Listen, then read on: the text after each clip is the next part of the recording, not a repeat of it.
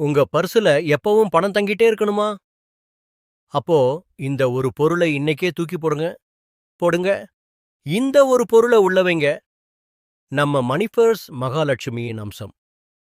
நெறைய பேர் பண்ற தப்பு என்னன்னா, பர்சுல பழைய பில்லுங்க, கிழிஞ்ச காகிதம் அல்லது இறந்தவர்களோட போட்டோவ வச்சிருப்பாங்க.